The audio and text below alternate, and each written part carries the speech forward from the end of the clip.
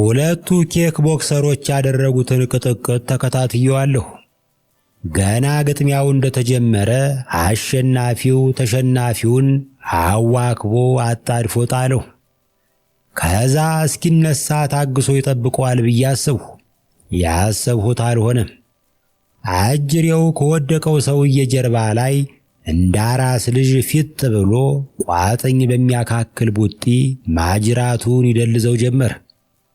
ምን ነው ጀለስ? እንኳን ሰው እህል እንዲህ አይበራይም። ምንም ቢሆን እኮ የአገርህ ልጅ ነው። ጥሎም ደብድቦም አይሆንም።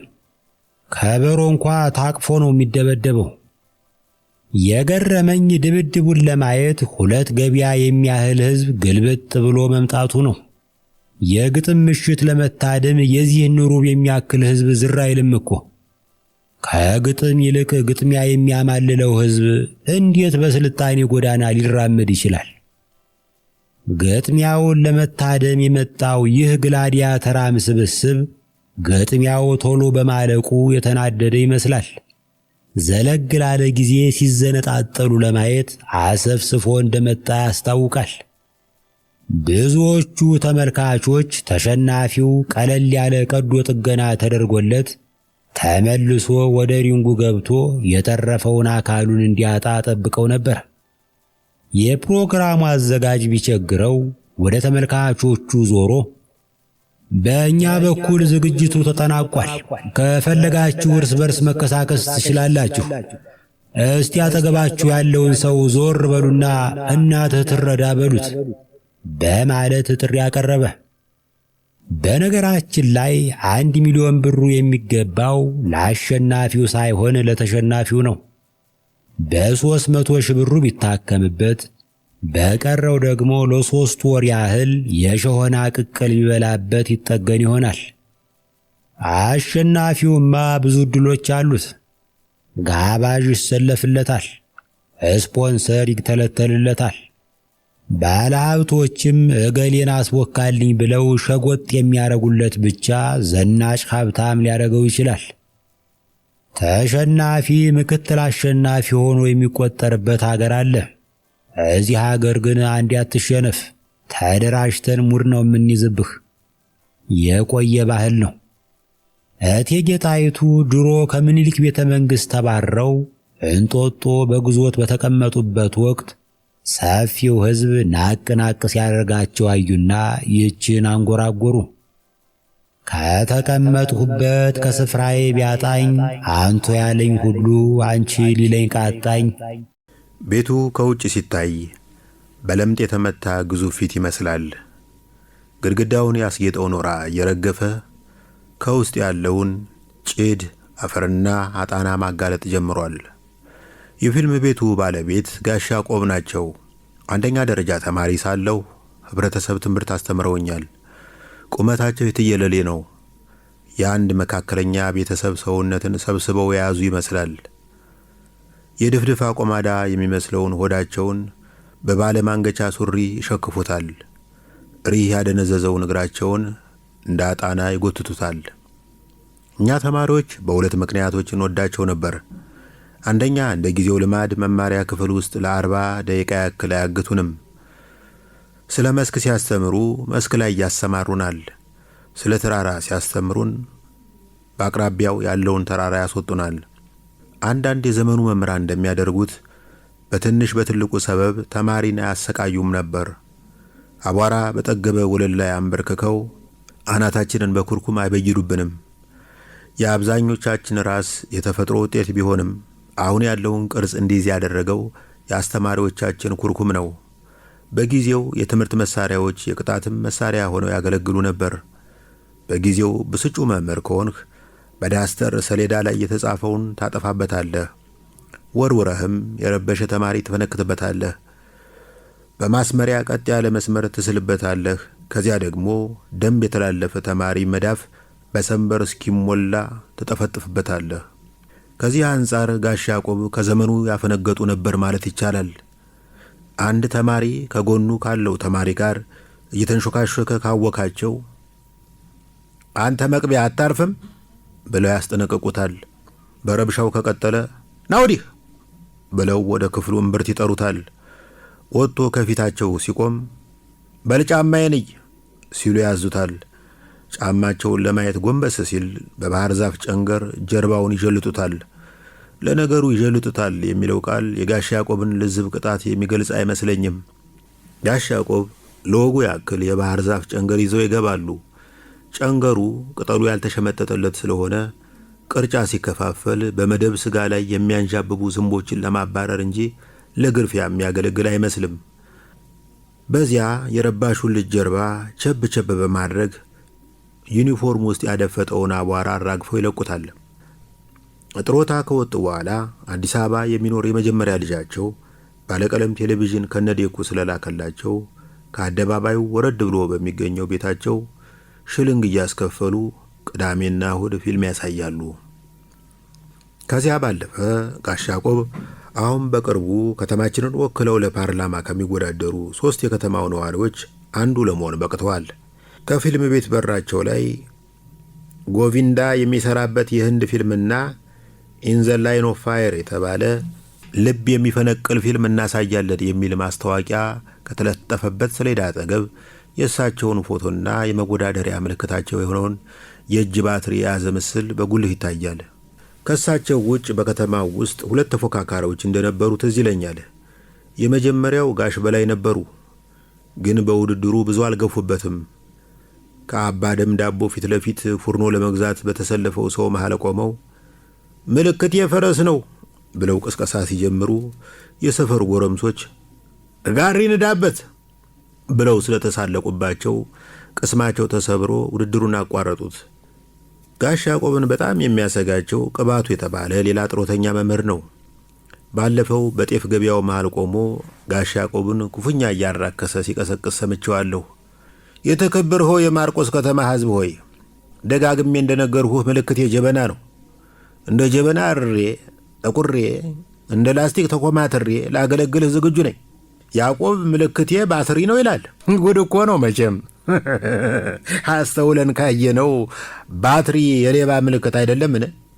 በመንፈቀ ሌሊት በጠፍ ጨረቃ በረት የሚሰብር ሌባ ዱላና 3 ጎራሽ የእጅ ባትሪ ከእጁ አይጠፋም። የታፈርከውና የተከበርከው የማርቆስ ሕዝብ ሆይ እኔ ሳተና ልጅህ እያለሁ እንዴት አንድ ወደላ ሌባ ትመርጣለህ? ወደላ ያልኩት ወድጄ አይደለም። እንደምትመለከቱት ያዕቆብ የስዕለት ሰንጋ ነው የሚመስል። ይህንን የሚያክል ሰውነት ይዞ የተጨቆነ ሕዝብ ወክላለሁ ማለት ዘበት ነው። አያሸንፍም እንጂ ቢያሸንፍ በዚህ ቁርጥማት ባደነዘዘው እግሩ ያን ሁሉ የፓርላማ ደረጃ እንዴት ሊወጣው ነው? እንደ ጋሽ ቅባቱ አመለካከት ከሆነ 70 ደረጃ የፓርላማው አካል ነው። ሰንበት ላይ 7 ሰዓት ሲሆን ከብት ውሃ ሲጠጣ ሽልንጋችንን ከፍለን ወደ ፊልም ቤት እንገባለን። የብብት የሸራ ጫማና የግስላ ሲጃራ ጭስ ድብልቅ ማጠንት ይቀበለናል። የቤቱ ግድግዳ አብዛኛው ክፍል እንደ ዘመኑ ደንብ በጋዜጣ ተሸፍኗል። ትንሽ ለየት የሚለው የፊልም ቤቱን ግድግዳ የሸፈኑት ጋዜጦች የጋሽ ያዕቆብን መጣጥፍ የያዙ ወይም የጋሽ ያዕቆብ ስም የተጠቀሰባቸው መሆናቸው ነው። አዲስ ዘመን ጋዜጣ ላይ ጽሑፍ የታተመለት ብቸኛው የከተማ ነዋሪ ጋሽ ያዕቆብ ነበሩ። የጋዜጣው ገጾች ባልደረሰባቸው የግድግዳው ክፍሎች የዝነኛ ፊልም ተዋናዮች፣ የነ አሚታብ፣ የነ ቫንዳም፣ የነ ሸዋዚንገር ፎቶዎች ተለጣጥፈዋል። በዚያ ሁሉ መሃል የተላጠ እንጨት ደግሞ አይላጥም፣ ሰው ያለ አንድ ጊዜ አይበለጥም የሚል በዳንቴል የተለጠፈ ጥቅስ የሚበቃ ክፍት ቦታ አልጠፋም። የፊልም ቤቱ ደንበኞች 2 አይነት ናቸው። የመጀመሪያው ቡድን የከተማው በረንዳ ዳሪዎችና ኩሊዎችን ያካትታል። በመርቲ ጣሳ ውስጥ አሸዋና ሲሚንቶ ጠቅጥቀው በሰሩት ዳምቤል ጡንቻቸውን ለማፈርጠም የሚደክሙ ሥራ አልባዎች በዚህ ጎራ ይመደባሉ። አብዛኞቹ የቦክሰኛ እጅና የአትሌት እግር ይዘው በየመንደሩ የሚዞሩ ናቸው። የውጭ አገር ቋንቋ ስለማይገባቸው ንግግርና የተወሳሰበ ሴራ ያለበት ፊልም ታግሰው መመልከት አይችሉም። ከሙዚቃ ቀጥሎ የሚገባቸው ዓለም አቀፍ ቋንቋ ድብድብ ስለሆነ አጥንት የሚከሰከስበት ደም የሚፈስበት ፊልም ከተከፈተ በታላቅ ተመስጦ ይመለከታሉ። ከመመሰጣቸው የተነሳ በክርን ብትጎስማቸው ወይም እንደ ቅዱስ ያሬድ እግራቸውን በጦር ብትበሳባቸው ምንም አይሰማቸው። የድራማ ይዘት ያለው ፊልም ከተከፈተ ባድማ በውካታና በጭብጨባ ያስቀይራሉ። የጦርነት ፊልም ከተከፈተ ሁሌም በጀግናው አሸናፊነት እንዲጠናቀቅ ይፈልጋሉ። አንድ ቀን ብሬቭ ሃርት የሚል ርዕስ ያለው ዋላስ በተባለ የስኮትላንድ አርበኛ ታሪክ ዙሪያ የሚያጠነጥን ፊልም ተመልክተን ፊልሙ በአርበኛው ሞት ሲጠናቀቅ እንዴት አክተር የሚሞትበት ፊልም ታመጣለህ ብለው ፊልም የሚያሳየውን ልጅ እግር ሊደበድቡት ሲቃጡ ወደ ጓዳ ሸሽቶ አመለጠ። ሁለተኛው ወገን የፊልም ተመልካች እንደኔ ማትሪክ ወስደው ውጤት የሚጠባበቁ ጎረምሶችን ያጠቃልላል። አብዛኞቹ እንግሊዘኛ ሰምተን እንረዳለን የሚሉ፣ በህንድ ፊልም ላይ መዘባበት የጀመሩ፣ በቻይና ካራቲ ፊልም ላይ አቃቂር ማውጣትን የሚቃጡ፣ በቫንዳም የተሰላቹ፣ በቻክ ኖሪስ ተስፋ የቆረጡ ናቸው። አንዳንዶቹን የከተማው ሰው በደንብ ያውቃቸዋል። ፊት ለፊት የተቀመጠው ቀበሮ ገዳይ ይባላል። በከተማው የታወቀ የ100 ሜትር ሯጭ ነው። ወላጆቹ ያወጡለትን ስም ከወላጆቹ በቀር የሚያውቀው የለም። ከዕለታት አንድ ቀን የኮቼ ጫካ ውስጥ ለዘር ተርፎ ይኖር የነበረውን የመጨረሻ ቀበሮ አባሮ ጅራቱን ይዞ በእግሩ ደቅድቆ ገሎታል እየተባለ ይወራለታል። ደብረ ማርቆስ ስቴዲየም ውስጥ በውድድር ጊዜ የሚያደርገው እስካሁን አልተረሳኝም። ገና ሩጫው ሊጀመር ሲል ከጎረቤት ወረዳ ከመጡ ተወዳዳሪዎች ነጠል ብሎ ይወጣና ወደ ደጋፊዎቹ ዞሮ ረጅም እጁን ያውለበለባል። የምስራቁ ጎጃምን ሰማይ በፎጣ የሚወለውል ነው የሚመስለው። ከዚያ ባለበት ሆኖ ወደ ላይ ደጋግሞ ይዘላል። በዝል ላይ ብቻ የሚያባክነው አቅም ግማሽ ማራቶን የሚያስሮጥ ነው። ይቀጥልና ወደ ሌሎች ተወዳዳሪዎች ዞሮ ይገረመማቸዋል። አሁን ቢቸግር እንጂ እናንተን ከመሳሰሉ ውርጋጦች ጋር መወዳደር ነበረብኝ የሚል ይመስላል። ልክ ውድድሩ ሲጀመር ከሌሎች ተወዳዳሪዎች ቀድሞ እንደ ዘንግ ተወርውሮ ይፈተለካል። በጣም ከመፍጠኑ የተነሳ እንደ ዛር የኮቴው ድምፅ ይሰማል እንጂ ሰውነቱ አይታይም ይሉታል። ውድድሩን ለማጠናቀቅ 10 ደቂቃ ሲቀረው አቋርጦ እያነከሰ ይወጣና ተመልካቾችን ከሯጮቹ ከሚለየው የሽቦ አጥር ስር ተንበርክኮ ያስመልሳል። በዝምታ ፊልም ማየት ከማይችሉ ተመልካቾች አንዱ ነው። የፊልሙን ባለ ታሪክ ካላስጠነቀቀ ወይም ካለመከረ ፊልም ያየ አይመስለውም። አፍን ከፍተህ ከምታክላላ ምን ተገን ይዘህ ብትተኩስ ይሏል ቻክ ኖሪስን። አረውልኝ ወደ ኋላ ተመልከት፣ በጅራት ማበቀያ ቢወደውድብህ የለውበትም ያለ ያስጠነቅቀዋል። ከሱ ቀጥሎ የተቀመጠው ንጉሴ ነው። ልጅ እያለ ኳስ ሲሰፋ በመርፌው ጨርቁን ስቶ የገዛ ግራ አይኑን አፈሶታል። ከመዓት የተረፈች አይኑን በየሰንበቱ በፊልም እያዳከማት ነው። ጉርምስና እንደጀማመረ ያስታውቃል። ከአፍንጫው በታች ማቆጥቆጥ የጀመሩት የመጀመሪያዎቹ ጸጉሮች በላይኛው ከንፈሩ ራስጌ እድፍ የሚመስል ምስል ፈጥረዋል። በግራ ጉንጩ ጆሮ ገድፍ የመሰለ ተርዚና ወጥሯል። በፊልሙ ውስጥ ወንድና ሴት ተከታትለው ሲራመዱ ካየ ግድግዳ አስደግፎ ኪፊንግ ባይለጥጣት ምን አለ በለኝ ይላል አጠገቡ ወዳገኘው ተመልካች ዞሮ። ለሱ ሴትና ወንድ ተዋናዮች ባሉበት ሁሉ የግድ የጾታ ግንኙነት መኖር አለበት። በሴትና በወንድ መካከል የእናትና ልጅ፣ የአለቃና የሰራተኛ፣ የሥራ ጓደኛ ግንኙነት አለ ብሎ አያስብም። ፊልም የሚገባው ተዋናዩና ተዋናይቷ የሆነ ቦታና ጊዜ ላይ ሲሳሳሙ ያለሁ በሚል ተስፋ ነው። በቤት ውስጥ ብቸኛ ሴት ተመልካች ስምረት ናት። 11ኛ ክፍል ተማሪ ናት። አንደኛ ደረጃ ተማሪ ሳለን ብቸኛ የመረጃ ምንጬ እሷ ነበረች። ማስቲካ የተሰራው ከአይጥ አንጀት ነው። በጃፓን ሀገር የ3ኛ ክፍል ተማሪዎች የእጅ ሥራ ሰርታችሁ አምጡ ሲባሉ ሴኮ ሰዓት ሰርተው ያመጣሉ የመሳሰሉ ድንቃድንቅ ወሬዎችን ነግራኝ አምኛት ኖሬያለሁ። በምናየው ፊልም ውስጥ የመሳሳም ትዕይንት ካለ ፊት ለፊቷ የተቀመጡ ጎረምሶች ዞር ብሎ ያፈጡባታል። ከጉዳይ ሳጥፋቸው ፊልሙ ላይ ትቸከላለች። ፊልሙ እስኪጀመር ድረስ አንድ ዘፈን ልዝፈንላችሁ የሚል ድምፅ ተሰማ። አህመድ ነው። ቀጭን ፊቱ ወደ ቢጫ የሚያደላ የብርሌ ቂጥ የመሰለው አናቱ ከሹል ፊቱና ቆልማማ አፍንጫው ጋር ተደማምሮ ተረት ውስጥ ያለ አሞራ አስመስሎታል። ይዝፈን ይዝፈን ይዝፈን የሚል ድምፅና ጭብጨባ ተሰማ። አህመድ ብድግ ብሎ ጀርባውን ለቴሌቪዥኑ ሰጥቶ ቆመ። አህመድ ከጎረቤት ከተማ መጥቶ አውቶቡስ ተራ በጫኝና አውራጅነት የሚተዳደር ሰው ነው። በቴሌቪዥን የመዝናኛ ፕሮግራም ላይ የግሽ አባይ ኪነጥበብ ቡድን አባላት የተጫወቱት ዘፈን በቀረበ ቁጥር አህመድ አጠገቡ ላሉት የፊልም ተመልካቾች ታሪኩን ማጋራቱ የማይቀር ነው። ከሰማሄ በለው ጋር አብሮ አደግ ነበርን ሲል ይጀምራል። በከተማችን የዘፈን ውድድር ተደርጎ እኔ አንደኛ፣ ሰማኝ ሁለተኛ ወጥቶ አለፍንና ወደ አዲስ አበባ ለመሄድ መሰናዳት ጀመርን።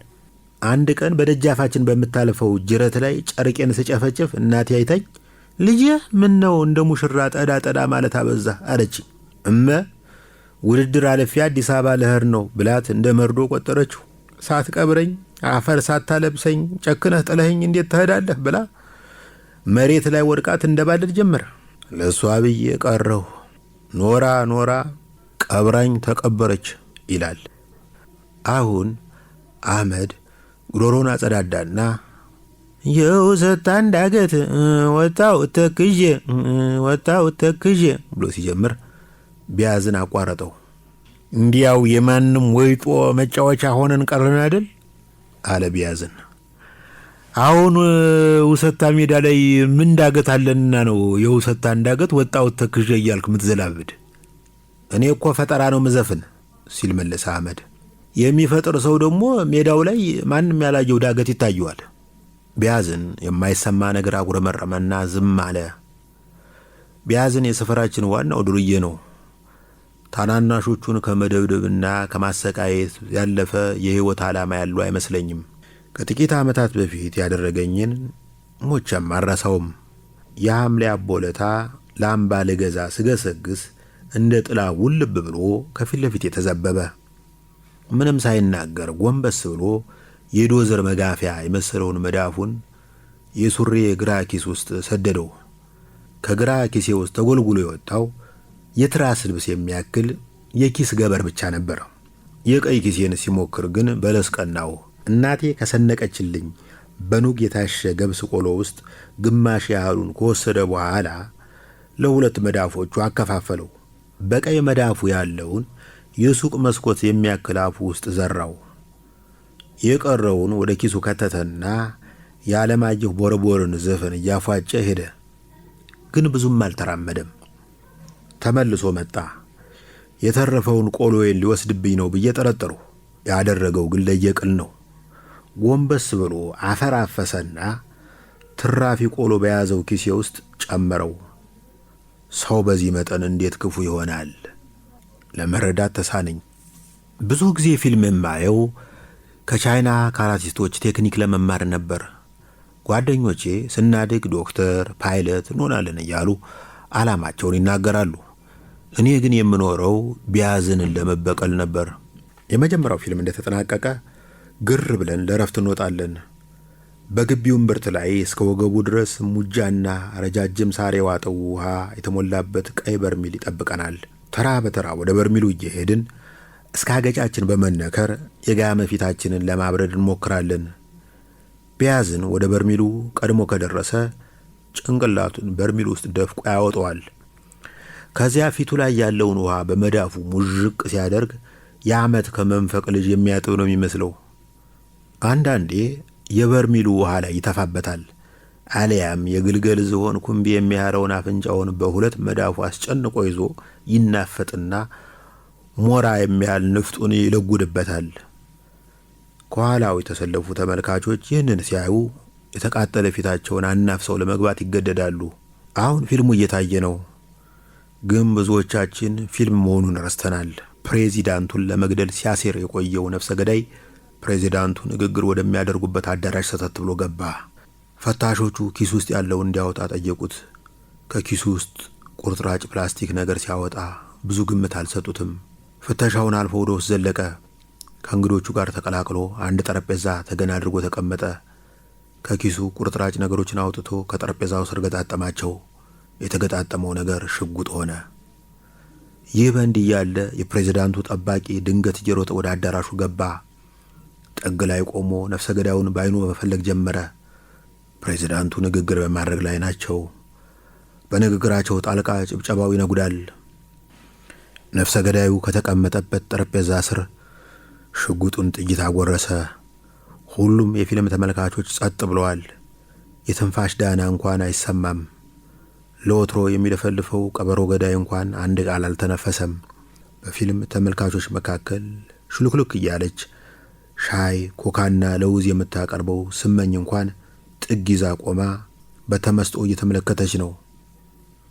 ነፍሰ ገዳይዋ አነጣጠረ። ድንገት የቲቪው ስክሪን ላይ ያለው ብርሃን ድርግም አለ።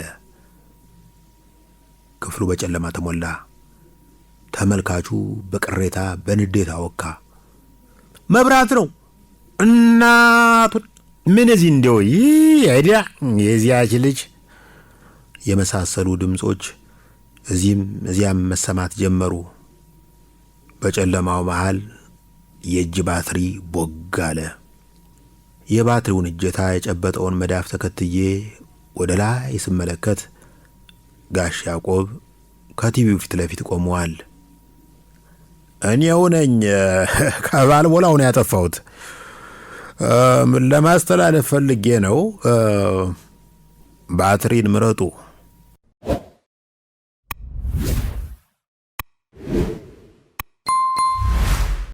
ከባዶ ላይ መዝገን ከተሰኘው የያዕቆብ ብርሃኑ መጽሐፍ ላይ ከቅንፍ ውጭ ማሰብ የሚለው ልጋብዛችሁ።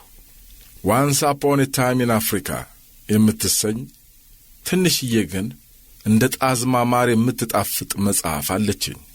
ያዘጋጃት ሰው ሰባኪ እንደመሆኑ በሚሽነሪዎች አስገራሚ ገጠመኞችና በአፍሪካዊ አጫጭር ድንቅ ተረቶች የተሞላች ነች። በዚህችው መጽሐፍ ላይ ያነበብኳት አኒታ ኬኔዲ የተባለች የሃይማኖት ሰባኪ ከ20 ዓመታት በፊት በሴራሊዮን ገጠራማ አካባቢ የገጠማትን ሁነት ለነገረ ሀተታችን መነሻ እንድትሆን ወደድኩ። አኒታ በዚያች ዕለት ከሰዓት በኋላ ከገጠራማ የስብከት ውሎዋ ወደ ማደሪያዋ እየተመለሰች ነበር። በጀርባዋ ቦርሳ አንግታለች። በቦርሳዋ የኋለኛው ኪስ ዘወትር ካሜራ እንደምትይዝ የሚያውቁና የማንጎ ዛፍ ላይ የሰፈሩ ሕፃናት ብርቅ የሆነባቸውን ፎቶ እንድታነሳቸው ተማጸኗት። አነሳቻቸውም። ፊልሙ በወደ ከተማ ተልኮ በልጆቹ ብዛት ልክ ታጥቦ መጣ። የፎቶ መምጣት እንደ ጉድ ሲወራ ከፎቶ ተነሺዎቹ ጨቅላ ሕፃናት አንዱ መሐመድ እናቱን አስከትሎ ወደ አኒታ ቤት ገሰገሰ። ፎቶውን በደስታ እያገላበጠ ተመልክቶ ሁሉንም በፎቶው ላይ የተከተቱትን ልጆች በመልክ ለይቶ አወቃቸው። ሆኖም መሐመድ ከመካከላቸው የአንድ ልጅ መልክ ለመለየት ተቸገረ። ሁሉም ሰው ሲደነጋገር፣ እናቱ ግን ፈገግ ብላ የኔ ውድ መሐመድን አላወቅከውም እንዴ? ይሄ እኮ ያንተ ፎቶ ነው አለችው። ታሪኩ ልብ ብለው ሲያብሰለስሉት የሆነ የሚኮረኩር ነገር አለው። ጓደኞቹን፣ ጎረቤቶቹን አንድ ባንድ አጣርቶ የሚያውቀው መሐመድ የራሱን የፊት ገጽ ግን መለየት አቃተው። እናቱ ግን መስተዋቱ ሆነች። እንደ ዛሬው መንገዶች ሁሉ በመስተዋት ተንቆጥቁጠው ሰው በየሴከንዱ ከራሱ አውሬያዊ ምስል ጋር ከመፋጠጡ በፊት አፍሪካውያንና የሰው ልጆች ሁሉ ራሳቸውን በሌሎች ሰዎች ዓይኖች ሲመለከቱ አሳልፈዋል። መስተዋቶች ከመፈጠራቸው 1000 ዘመናት አስቀድሞ የሰው ልጅ መስተዋቶች የሰው ልጆች ነበሩ። ሰዎች የሌሎችን የወዳጆቻቸውን ፊቶች በማየት ብቻ የራሳቸውን ጥላ፣ የአምላካቸውን ገጽታ ይገነዘቡ ነበር።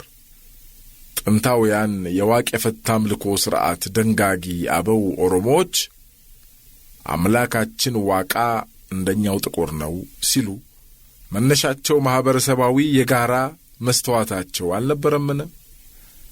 ዘመዶቻቸው፣ ልጆቻቸው ሁሉ ጥቁሮች ሆነው ሳለ ነጭ ፊት ያለውን አምላክ እንዴት ማምለክ ይቻላቸዋል? ከመስተዋቶች መከሰት በፊት የሰው ልጆች የነበራቸው የእኔነት አረዳድ ጋርዮሻዊ ወይም የጋራ የነበረ ይመስላል። ግንባራቸው ላይ የተሰመሩ የስቃይ መስመሮችን ሳይቀር ይጋሯቸው ነበር። መስተዋቶች መቼ ለሰው ልጆች ግልጋሎት መስጠት እንደጀመሩ በግልጽ የሚታወቅ ነገር የለም። ከክርስቶስ ልደት 1000 ዘመናት በፊት በግብጽ በቻይና፣ በቱርክ፣ በሊባኖስና ደቡብ አሜሪካ አካባቢ እንደ መስታወት የሚያገለግሉ ባልጩት መሰል ቁሶች በቁፋሮ መገኘታቸውን የሚጠቁሙ ዘገባዎችን ሳይንቲፊክ አሜሪካን የተሰኘ የጥናታዊ መጽሔት ላይ አንብቤያለሁ። የተሻሻሉ መስታወት መሳይ አንጸባራቂ ነገሮች ጥቅም ላይ መዋል የጀመሩት ግን በ16ኛው መቶ ክፍለ ዘመን መጀመሪያ በጣሊያን መኳንንትና ከበርቴዎች እንደሆነ ይታመናል። የመስታወቶች ወደ የሰው ልጆች ሕይወት መተዋወቅ ጅምር እንዲሁ ተራ ልምድ ብቻ አልነበረም። ሰዎች በመስታወቶች መገልገል ከጀመሩ በኋላ ራሳቸውን እየኳኳሉ በመሳል ሰለጠኑ። እስከ ፎቶግራፍ ጥበብ መፈብረክ ድረስ የተፈለፈሉት አእላፋት የሰዎች ግለ ምስሎች ዋነኛ ምክንያት መስታወቶች ይመስሉኛል። መስታወቶች ግድግዳዎች ላይ ከተሰቀሉ በኋላ ሰዎች የተወለዱባቸውን ቀናት መመዝገብ፣ ልደቶቻቸውን ማክበር ተዋወቁ። ስለ ዓይናቸው ሽፋሽፍቶቻቸው ማጠር፣ ስለ ቅንድቦቻቸው አበቃቀል መብሰልሰል፣ ስለ ከንፈር ቅርጻቸው መጨነቅ አመጡ። የፋሽንና የውበት ቅጥ የሌለው ፉክክር ጅማሮ መነሻ ይኸው ነበር ብንል እንሳሳት ይሆን? በበኩሌ መስታወት፣ መነጽር፣ ባርኔጣ፣ ጃንጥላ የመሳሰሉ ሲያስቧቸው ጥቃቅን ኮተት የሚመስሉ ቁሶች የሰው ልጅን ኑረት በመቀየር ሂደት የተጫወቱትን ሚና ዝቅተኛ ግምት የሰጠነው ይመስለኛል። ሰዎችን በቅጡ ለመረዳት እኮ መንኮራኩር ማምጠቅ፣ ጨረቃን መሰለል አይጠበቅብንም። በአፄ አዲያም ሰገድ ኢያሱ ዘመን እንዲህ ሆነ። በጎንደር የታወቀው የደብረ ብርሃን ሥላሴ ቤተ ክርስቲያን አዲያም ሰገድ ያሰሩት አክሱም ጽዮንን ሊያመጡ አስበው ነበር ይባላል። ይህ በብዙ ምክንያት ሊሳካ ባለመቻሉ ተናደው የሥላሴን ታቦት ካስገቡ በኋላ አክሱም ጽዮን ለደብረ ብርሃን ሥላሴ እንድትገብር አደረጓት። ቤተ ክርስቲያኑ አገልግሎቱን በሚጀምርበት ጊዜ ግን ንጉሡ በዘመኑ በጎንደር እጅግ በጣም የገነኑትን ድንቅ ማርቆ የተባሉትን ሊቅ ጎባጣ፣ አንኳሳና መልከ ጥፉ ስለሆኑ ኪሩቤል በሚሸከሙት ኃያል ጽላት ፊት መቆም የለባቸውም ብለው ከለከሉ። በኋላ በካህናት ምልጃና ልመና ንጉሡም ሰውም ሳያያቸው መጋረጃ ውስጥ ሆነው እንዲያገለግሉ ተፈቅዶላቸዋል። ሊቁ እስከዚህ ድረስ ምን ያህል መልከ ጥፉ በሆን ነው ብለው ተብሰልስለው መስተዋት አስፈልገው አስመጥተው ለመጀመሪያ ጊዜ መልካቸውን ካዩ በኋላ እንዲያው እንደ ሥላሴዎች ተንኰል ንጉሡስ በጣም ቸር ናቸው አሉ። አሁን ሥላሴዎች ምን ቸግሯቸው ነው እንዲህ አድርገው የፈጠሩኝ? በሉ ከዛሬ ጀምሮ ንጉሡን እንዳትቀየሙብኝ፣ እውነትም እኔስ ታቦት ፊት መቆምም አይደለሁ አሉ ይባላል። ሌላ ታሪክም እነሆ። ሰውየው ሰባኪ ነው። እውነተኛ ገጠመኙን ያሰፈረው። አንድ ቀን በኬንያ ገጠራማ አካባቢ በአደንና በዘላንነት የሚኖሩትን የማሳያ ጎሳዎች ዛፍ ስር ሰብስቦ ስለ ኢየሱስ ክርስቶስ አዳኝነት በታላቅ ድምፅ መስበክ ጀመረ። ማሳዮቹም ያለምንም ንቅናቄ ያዳምጣሉ። ስብከቱ ሲያልቅ ከማሳዮቹ መካከል በዕድሜ ጠና ያሉት ሰው ቀስ ብለው ቆመው ጥያቄ ያቀረቡ። ጥሩ ተናግረሃል። ይህ ኢየሱስ ስላልከው ታላቅ ሰው ብዙ መማር እፈልጋለሁ። እናም 3 ጥያቄዎች አሉኝ። አንደኛ፣ ኢየሱስ አንበሳ ገሎ ያውቃል ወይ? ሁለተኛ፣ ኢየሱስ ያልከው ሰው ስንት ላሞች ነበሩት? ሦስተኛ፣ ስንት ሚስቶችና ልጆች ነበሩት? አሉ። በእርግጥም ለማሳዮች ስለ ኢየሱስ አዳኝነት ከሞት ስለ መነሳቱ ብታወራላቸው ምናቸው ነው? ምንም። የእነሱ ማኅበራዊ መስተዋት የሚያሳያቸው እንደዛ አይደለማ። ከፈለክ መስተዋትም የላቸውም፣ አያስፈልጋቸውምም። መልካቸውን በልጆቻቸውና በወዳጆቻቸው ገጽታ ላይ ነው የሚያዩት። ለእነሱ ታላቅ ሰው ማለት የአራዊቱን ንጉሥ አንበሳን ደጋግሞ የገደለ፣ እልፍ ከብቶች ያሉት፣ ብዙ ሚስቶችን አግብቶ በርካታ ልጆችን የወለደ ነው።